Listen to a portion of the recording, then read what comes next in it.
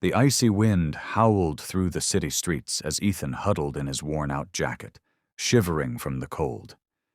He had been homeless for nearly a year now, surviving on scraps and the kindness of strangers.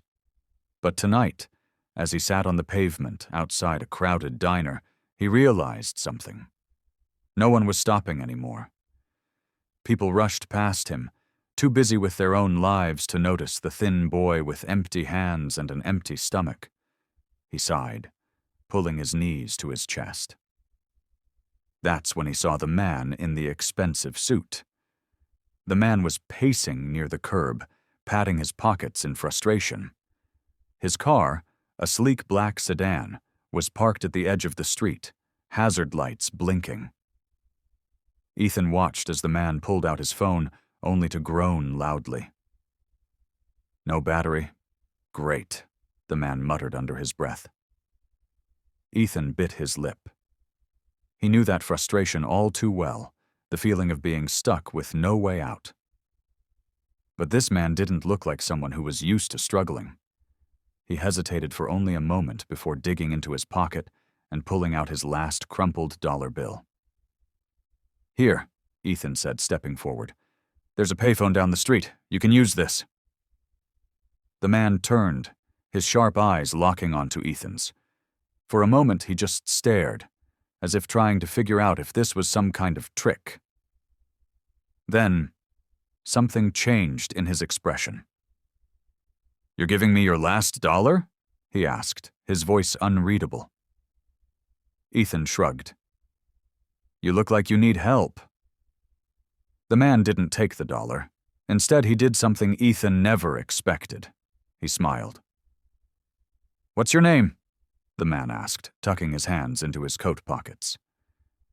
"Ethan," he answered cautiously. "Well, Ethan," the man said, glancing toward his car, "I don't actually need the dollar, but I do need something else." Ethan frowned. "What?" "A meal." Ethan blinked in confusion as the man gestured towards the diner behind them. The bright neon lights cast a warm glow on the sidewalk, contrasting the biting cold of the night.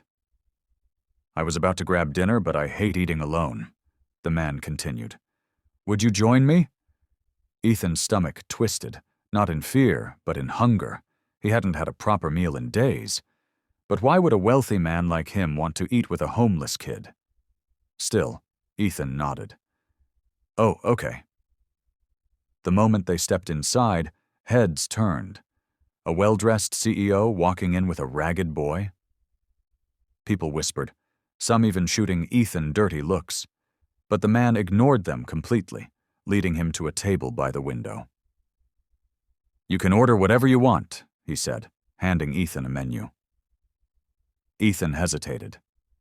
He was used to being invisible in places like this, used to being kicked out before he could even warm his hands.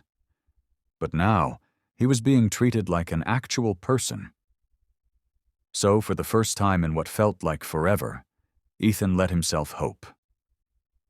As they ate, the man started asking Ethan questions, not just about his life on the streets, but about his dreams.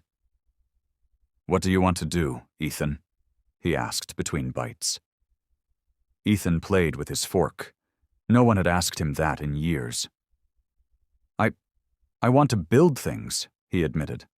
"I love fixing stuff, figuring out how things work. But without school, without a home, I guess, it doesn't matter." The man leaned back in his chair, studying Ethan carefully. "It matters," he said firmly. "More than you know."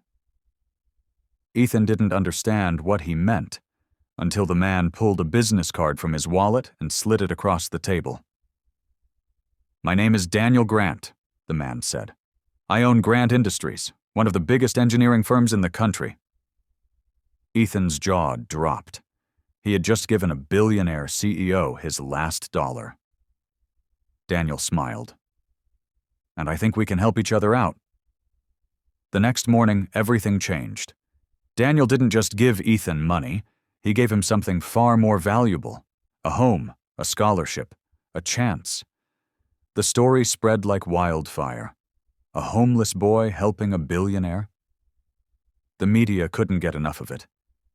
But Ethan didn't care about fame. For the first time in his life, he had a future. And all because of one small act of kindness.